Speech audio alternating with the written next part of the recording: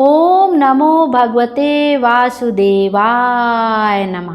बोलिए बृहस्पति देव की जय, विष्णु भगवान की जय। आप सब भी कमेंट में विष्णु भगवान की जय अवश्य लिखिएगा। आइए आज के वीडियो में हम बृहस्पतिवार व्रत कथा का श्रवण करेंगे। बृहस्पतिवार के व्रत में भगवान विष्णु की पूजा की जाती है। भगवान विष्णु की पूजा के दौरान केले के वृक्ष की जड़ में चने की दाल, मुनक्का और गुड़ से पूजा की जाती है। फिर हाथ में चने की दाल, गुड़ और मुनक्का लेकर बृहस्पतिवार व्रत की कथा का श्रवण किया जाता है।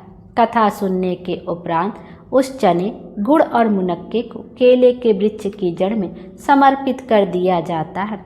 यदि आप केले के वृक्ष के पास बैठकर कथा का श्रवण करते हैं तो अति उत्तम होता है। यदि यह संभव नहीं है तो आप अपने घर में भगवान विष्णु की प्रतिमा स्थापित करके वहां पर उनका पूजन वगैरह करके हो सके तो उन्हें पीले फूल जरूर अर्पित करें, पीला चंदन जरूर अर्पित करें और पीले वस्त्र पहनकर ही भगवान विष्णु का पूजन करें। और बृहस्पतिवार के व्रत में नमक का सेवन नहीं करना चाहिए और पीला भोजन ही ग्रहण करना चाहिए। उसके बाद आप भगवान विष्णु की प्रतिमा के सम्मुख एक घी का दीपक जला लें और हाथ में थोड़ा सा गुड़, चना और मुनक्का लेकर भगवान बृहस्पतिवार की व्रत कथा का श्रवण करें। भगवान बृहस्पतिवार की व्रत कथा का श्रवण करने मात्र से ही सभी मनोकामनाएं पूर्ण हो जाती हैं, दुख दारिद्र्य का नाश होता है और जीवन में सुखों का आगमन होता है। आइए अब हम सब विष्णु भगवान का जयकारा बोलते हुए उनके चरणों में अभिनंदन करते हुए सच्चे दिल से कथा का श्रवण करते हैं। आप सब अपने हाथ में थोड़ा सा गुड़, चने की दाल और मुनक्का ले लें और कुछ ना हो तो हाथ में थोड़ा सा पुष्प लेकर ही व्रत कथा का श्रवण करें। लेकिन कोशिश करें कि थोड़ी सी चने की दाल अवश्य होनी चाहिए। 7, 11, 21 या अपनी इच्छा अनुसार आप थोड़ी सी चने की दाल ले लें। आइए अब कथा को सुनते हैं। किसी गांव में एक साहूकार रहता था जिसके घर में अन्न, वस्त्र और धन किसी की कोई कमी नहीं थी, परंतु उसकी स्त्री बहुत ही कृपण थी। किसी भिक्षार्थी को कुछ नहीं देती थी, सारे दिन घर के काम काज में लगी रहती। एक समय एक साधु महात्मा बृहस्पतिवार के दिन उसके द्वार पर आए और भिक्षा की याचना की। स्त्री उस समय घर के आंगन को लीप रही थी। इस कारण साधु महाराज से कहने लगी कि महाराज, इस समय तो मैं घर लीप रही हूँ, आपको कुछ नहीं दे सकती, फिर किसी अवकाश के समय आना। साधु महात्मा खाली हाथ चले गए। कुछ दिन के पश्चात वही साधु महाराज फिर आए, उसी तरह भिक्षा मांगी। साहूकारनी उस समय अपने लड़के को खाना खिला रही थी। कहने लगी, महाराज मैं क्या करूं, अवकाश ही नहीं मिलता है, इसलिए आज भी आपको भिक्षा नहीं दे सकती।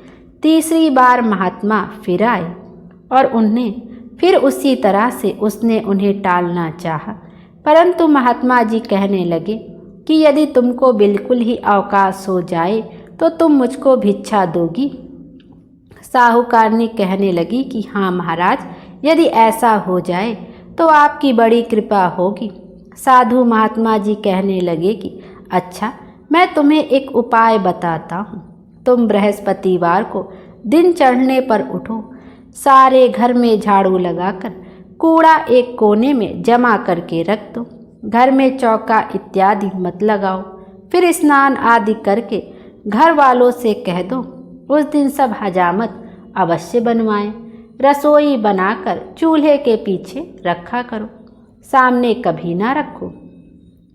सायंकाल का अंधेरा होने के बाद दीपक मत जलाया करो तथा बृहस्पतिवार को पीले वस्त्र मत धारण करो, ना पीले रंग की चीज़ों का भोजन करो।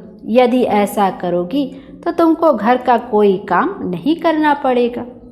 साहूकारनी ने ऐसा ही किया। बृहस्पतिवार को दिन चढ़े उठी, झाड़ू लगाकर कूड़े को घर में जमा कर दिया।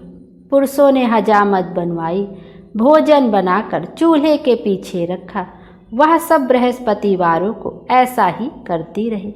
अब कुछ काल बाद उसके घर में खाने को दाना ना रहा। थोड़े दिनों में महात्मा फिर आए और उन्होंने भिक्षा मांगी, परंतु सेठानी ने कहा, महाराज, मेरे घर में खाने को अन्न नहीं है, आपको क्या दे सकती हूँ।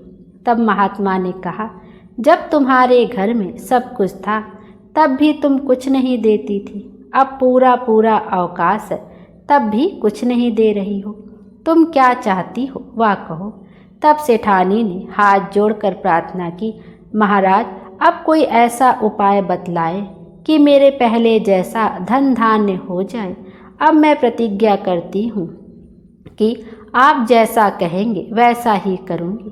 तब महात्मा जी ने कहा, बृहस्पतिवार को प्रातःकाल उठकर स्नान आदि से निवृत्त होकर घर को गौ के गोबर से लीपो तथा घर के पुरुष उस दिन हजामत ना बनवाए।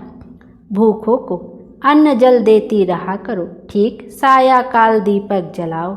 यदि ऐसा करोगी तो तुम्हारी सब मनोकामनाएं भगवान बृहस्पति जी की कृपा से पूर्ण होगी। सेठानी ने ठीक वैसा ही किया और उसके घर में धन धान्य वैसा ही हो गया जैसा कि पहले था।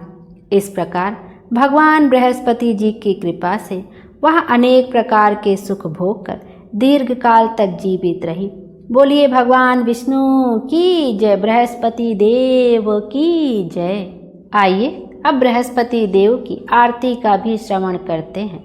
ओम जय बृहस्पति देवा, जय बृहस्पति देवा, छिन छिन भोग लगाऊं कदली फल मेवा। ओम जय बृहस्पति देवा, तुम पूरन परमात्मा, तुम अंतर्यामी, जगत पिता जगदीश्वर, तुम सबके स्वामी। ओम जय बृहस्पति देवा, चरणामृत निज निर्मल, सब पातक हरता, सकल मनोरथ दायक, कृपा करो भरता। ओम जय बृहस्पति देवा, तन मन धन अर्पण कर जो जन शरण पड़े, प्रभु प्रकट तब होकर आकर द्वार खड़े। ओम जय बृहस्पति देवा, दीन दयाल दयानिधि, भक्तन हितकारी, पाप दोष सब हरता, भव बंधन हारी। ओम जय बृहस्पति देवा, सकल मनोरथ दायक, सब संशय तारी, विषय विकार मिटाओ, संतन सुखकारी। ओम जय बृहस्पति देवा, जो कोई आरती तेरी प्रेम सहित गावे, ज्येष्ठानंदानंदन सो निश्चय पावे। ओम जय बृहस्पति देवा, स्वामी जय बृहस्पति देवा, छिन छिन भोग लगाऊं कदली फल मेवा। ओम जय बृहस्पति देवा। बोलिए बृहस्पति देव महाराज की जय, विष्णु भगवान की जय। आइए अब विष्णु जी की आरती का भी श्रवण करते हैं। ओम जय जगदीश हरे, स्वामी जय जगदीश हरे, भक्त जनों के संकट क्षण में दूर करे। ओम जय जगदीश हरे, जो ध्यावे फल पावे, दुख बिन से मन का, सुख संपत्ति घर आवे, कष्ट मिटे तन का। ओम जय जगदीश हरे, मात पिता तुम मेरे, शरण गहूँ मैं किसकी, तुम बिन और न दूजा, आस करूं मैं जिसकी। ओम जय जगदीश हरे। तुम पूरन परमात्मा तुम अंतर्यामी, पार ब्रह्म परमेश्वर तुम सबके स्वामी। ओम जय जगदीश हरे। तुम करुणा के सागर तुम पालन करता, मैं मूरख खल कामी कृपा करो भरता। ओम जय जगदीश हरे। तुम हो एक अगोचर सबके प्राणपति, किस विध मिलूं दया मैं तुमको मैं कुमति। ओम जय जगदीश हरे। दीन बंधु दुख हरता तुम रक्षक मेरे, करुणा हस्त उठाओ द्वार पड़ा मैं तेरे। ओम जय जगदीश हरे। विषय विकार मिटाओ पाप हरो देवा, श्रद्धा भक्ति बढ़ाओ संतन की सेवा। ओम जय जगदीश हरे। श्री जगदीश जी की आरती जो कोई नर गावे, कहत शिवानंद स्वामी सुख संपत्ति पावे। ओम जय जगदीश हरे। स्वामी जय जगदीश हरे। बोले विष्णु भगवान की जय। विष्णु भगवान हम सब की मनोकामना पूर्ण करें और हमारे जीवन को खुशियों से भर दें। Thank you. Radhe Radhe. Hare Krishna.